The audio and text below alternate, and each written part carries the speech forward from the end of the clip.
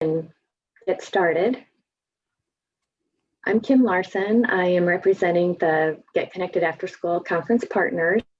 I want to welcome you to today's Stay Connected webinar. We have two featured speakers from North Platte's after school program, the Kids Club program today, Carrie Lienemann and Angela Bear, and they're going to talk about the social emotional support they provide the students in their program, in their schools and district. So thank you so much for being here, and I'm going to stop my video because my internet's not being real cooperative, but I am here. Angela and Carrie, we'll let you take it away. Hi, everybody. Thank you for being here. Our PowerPoint today is a repeat from the Beyond School Bells presentation. So if any of you have already seen it, you will be seeing the same PowerPoint. However, this time I do have Angela with me. So our therapist is here. We can answer some questions. And we've been putting this into practice now for just a little bit longer. And so maybe we can better serve some of your troubleshooting questions, with some of our own troubleshooting questions with how this is all played out. So Sandra, if you want to start our PowerPoint, we'll just get rolling.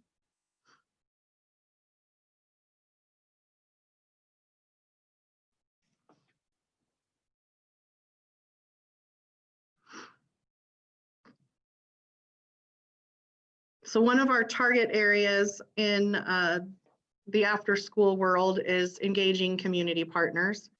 And so we really knew we were going to be challenged with that this year, having the inability to bring people into our programs due to COVID. And we knew our kids hadn't seen us for quite some time and would be needing some social emotional support as well. So we made our first order of business for this school year to engage our local therapist and come in and do some social emotional work with our kiddos. So you can switch to the next slide. And we decided that we needed to really define our ask when it came to what we wanted to provide here with our social emotional. So we started with our student services director, Brandy Busher. She had some CARES Act money and some mental health grant money that she put towards this ask. So we really sat down, she and I, and decided what did we want to do? What was our community partners' role? What was their commitment time for us? Where was the money going to come from? What was the benefit for us? What was the benefit for them? Was there any way for this person to already have a buy-in to our program? And in this particular instance, the answer was yes, as Angela's son attends our program and has always been fully supportive of what we do. So we really did sit down and outline our ask, and then we brought her in and presented those questions to her. So next slide. Again, you know, we decided to do a club-based program, but we were unable to bring some of our people in. So we hired Angela, or we approached her about hiring her, and our big idea came to life. Angela sat with us, we presented all of this to her, we gave her a whole week to marinate on this idea, and then she came back to us with an answer.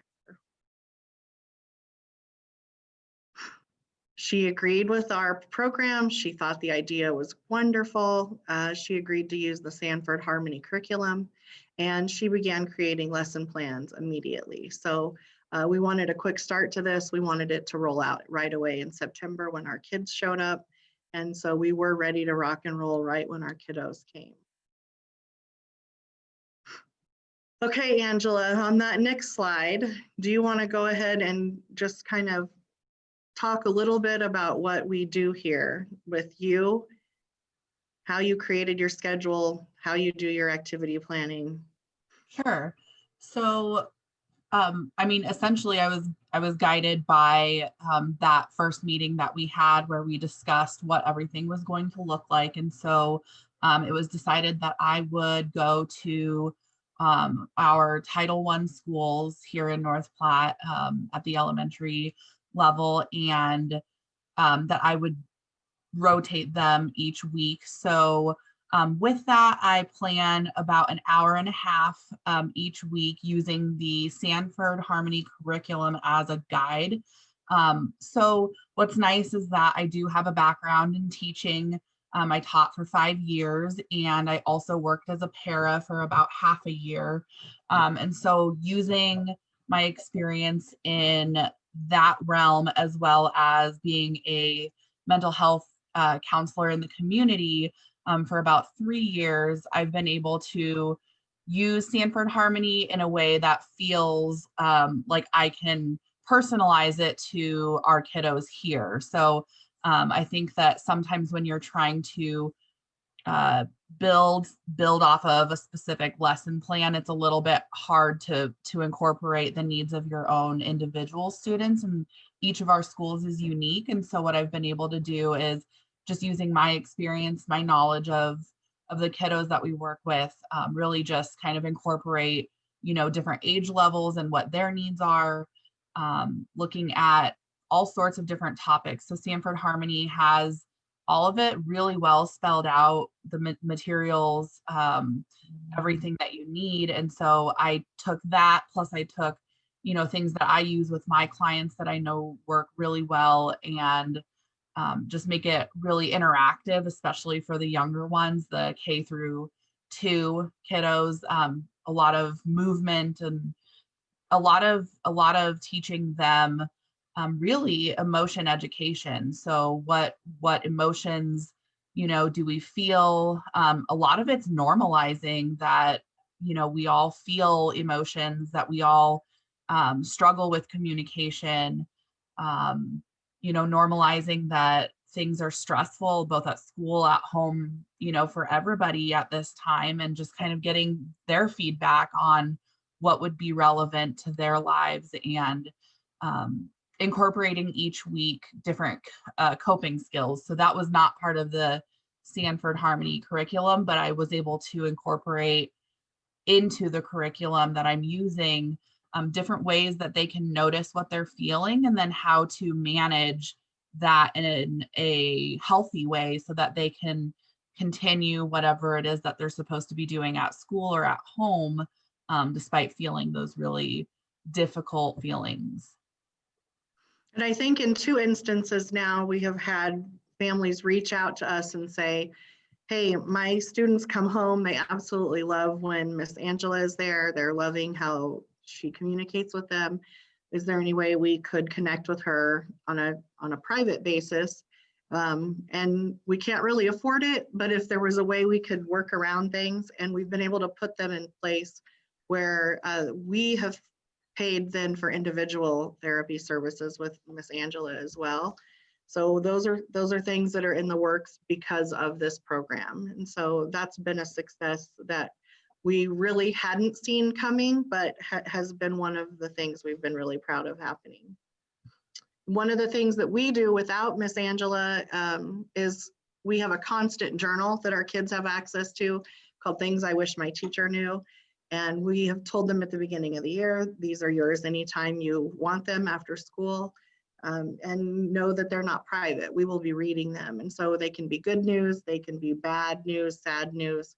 And then we really make sure we follow up with those journals as well. Even, I got a new puppy, and then we acknowledge, hey, Brandy, I heard you got a new puppy. That's awesome. Thank you for sharing that in your journal. So, and if they're bigger problems, then we link those issues with Miss Angela or even our daytime counselors in the school day. So that's been a really positive thing as well, having our kids know that they have a journal with them after school that they can write in.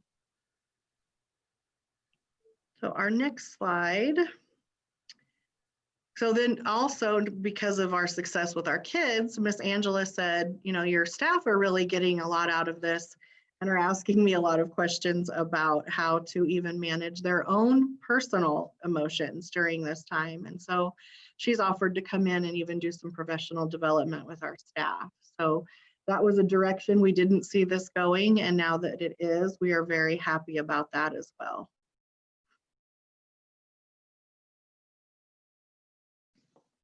So I think, was that the last slide on there?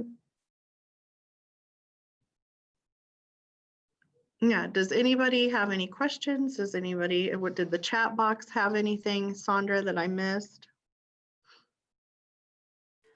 There's No? nothing in the chat Okay. yet, but let's give people a chance to ask questions if they want to. Okay. Carrie, this is Lorna in Chadron. Is this curriculum, is it a free curriculum, this curriculum that you've been using? Because we've I been believe it piloting- is free. Angela, is that correct? Yeah, it was free. So all I had to do was just make a sign in and a password, and then it's completely free. And it has a lot of stuff that's really great. I mean, it has interactive books and videos and like quotes of the day and suggestions for working with different topics. And it's, I mean, it's really great. So Can you type that information in the chat? Oh, there's the link, Sandra. Is that right? Thanks, Sandra. Yeah, Because we're piloting the Harvard Kernel's SEL curriculum, but just in the middle school level. So I really would like to see something for our K-4 students. So thank you.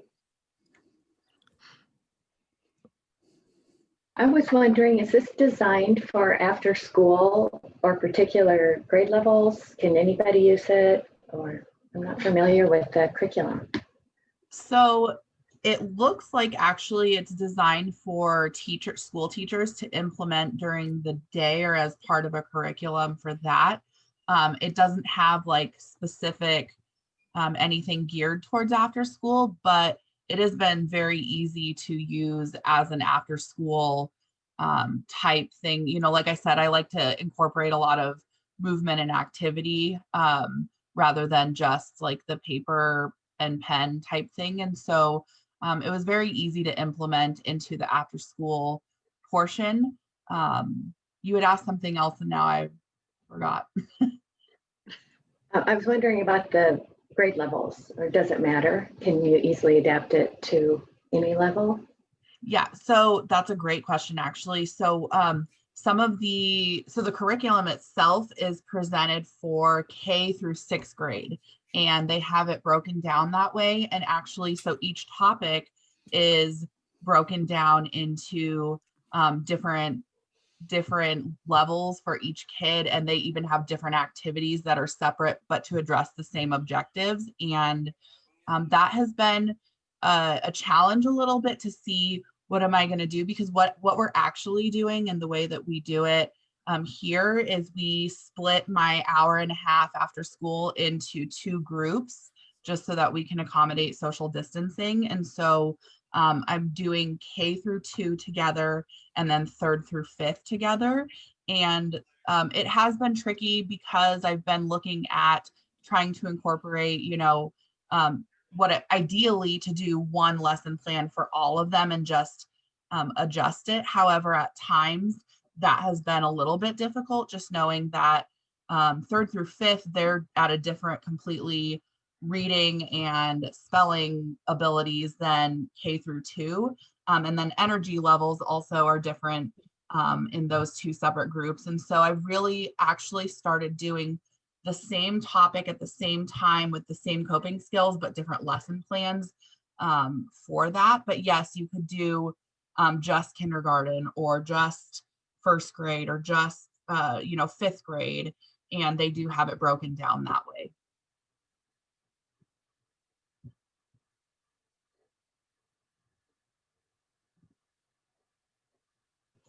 All right, I have another question. Is this curriculum utilized at all during the school day, or is it purely after school? Does it align to anything going on during the school day? It was shared out by our student services director to all of our schools. So I'm not 100% sure how much they're using it in the classroom time, but yes, this is something that we have shared out to our district staff. Certainly seems like it's a need just across the board right now. Sure. Well, I think also in our first meeting that we had as a group, we discussed that this was sort of being piloted as a program, and that I think in future plans it would be incorporated definitely into the school day, but just seeing how it worked and piloting it through the after school program. And also, I mean, each school is different. And so I have noticed actually that some of the schools are using social emotional like zones of regulation and a lot of different terminology across like school wide. And so that's been really nice to see because it does align that way. Each school does do guidance as one of their specials during the day. And so I think that some of that also overlaps, but I don't think specifically right now it's being used during the school day across the board.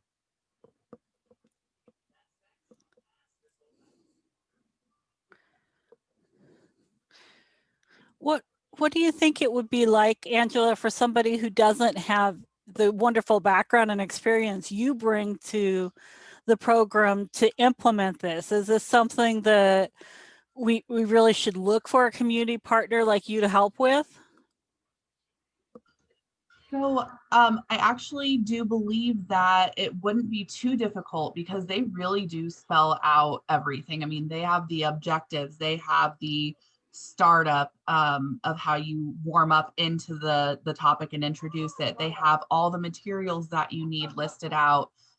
They have the lesson plan, just, I mean, like truly spelled out step by step. And so it really is pretty easy to incorporate. I think if you just do all of the preparation and feel comfortable with that. I think that it's just a personal style of mine that I also have a lot of really great things that I have incorporated. And so I just personally didn't want to be fully limited, and Brandy and Carrie have been awesome enough to give me that freedom.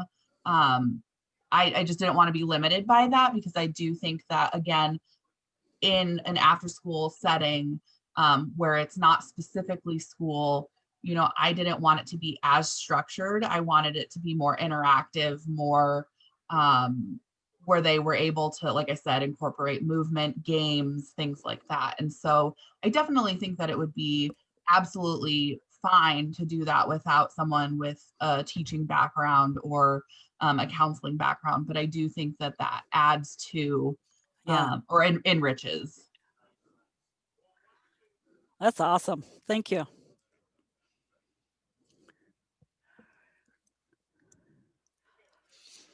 We have a few more minutes. Does anybody else have any questions or anything that you want to understand better? I just wanted to check, does SEL or social emotional learning, does that make sense to people, or do we need to step back a little bit and explain more what that means?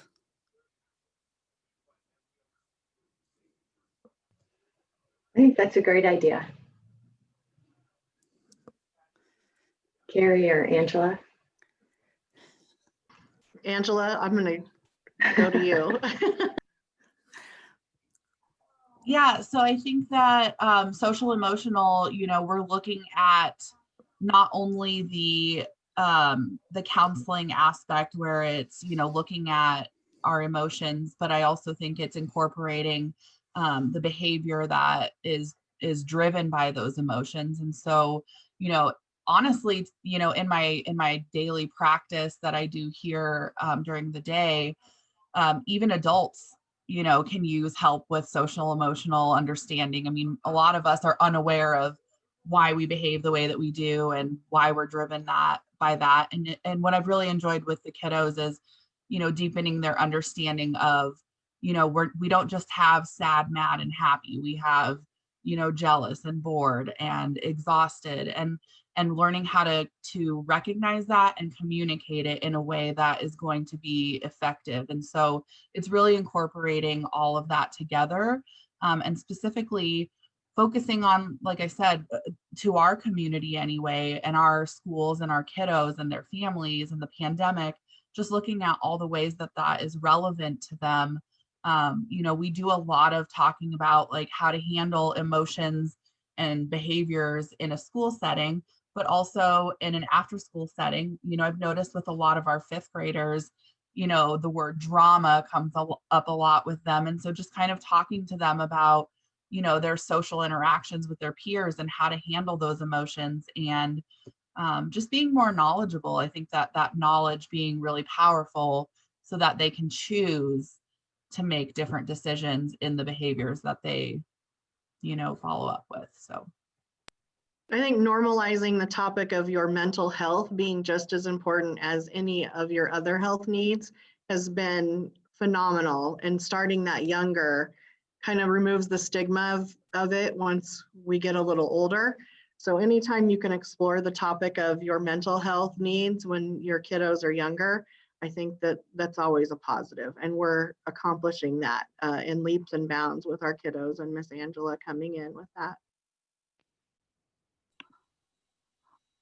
Thanks, Carrie.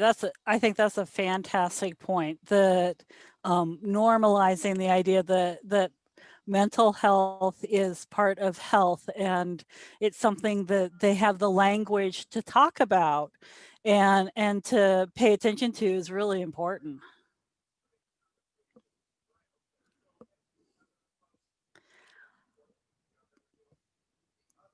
Well, thank you so much for presenting today and sharing this fantastic resource. I think that all of us are going to want to look into that. I'm really excited about it too, because I've been looking for something like this that I can help incorporate in some of our STEM activities to bring that normalization of talking about mental health and social emotional learning into other areas of the curriculum. So I'm excited about this. Thank you.